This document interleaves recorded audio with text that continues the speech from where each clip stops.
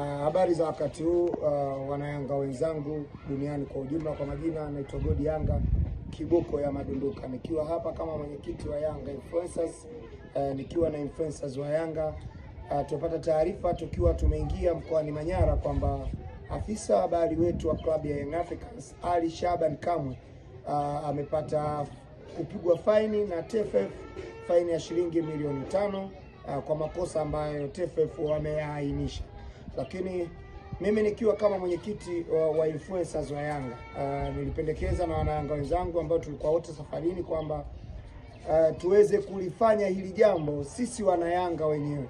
Tumchangie afisa habari wetu wa Young Africans Ali Shaban Kamwe tuweze kulilipia hii fine, kwa maana ya kwamba michango ya wanayanga wote ambao wataguswa na tukio hili tuweze kuchangia. Na kwa sababu influencer wenzangu tuliongozana kwenye safari, kila mmoja wapo niliwaamrisha tuweze kutoa kiasi ambacho anacho achangie. Kwa kuanzia tumepata shilingi 500,000. Hii 500,000 ninayo mimi mwenyekiti, lakini mtu ambaye atahusika kukusanya fedha hizi nimemteua Mwalimu Yanga ambaye atahusika kuchangisha na kupokea namba zote ambazo zitakuwa zinatuma fedha kwenye namba yake. Mwana Yanga, kama umeguswa na faini hii ambayo amepigwa afisa habari wetu, basi tuma mchango wako kwenye namba ya Mwalimu Yanga. Mwalimu Yanga, karibu. Shukrani mwenyekiti. Kwa kipekee lazima nimshukuru Mwenyezi Mungu kwa kutupa kibali kwa kufika salama hapa Babati.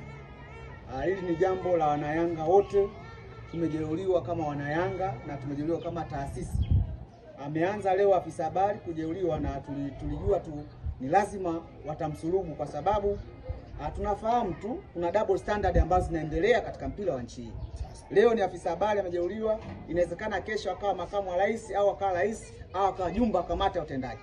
Kwa tunawaomba ndugu zetu wana Yanga, magrupu ya WhatsApp, matawi ya Yanga, kokote ambapo mlipo, kama tunaweza kutoa sadaka ambayo sadaka jitoa Ali Kamwe kwa ajili ya kupigania klabu hii na kwa ajili ya kuonesha udhaifu ambao unatokea katika mpira wa nchi hii.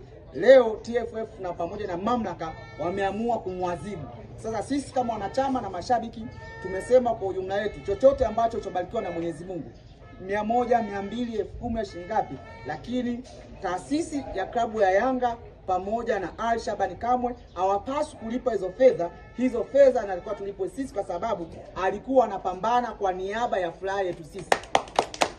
Sasa namba ambayo inatakiwa kuweka mchango ni namba ya Tigo 0656221317 0656221317. Jina itaonekana Fredrick Linus Kweka.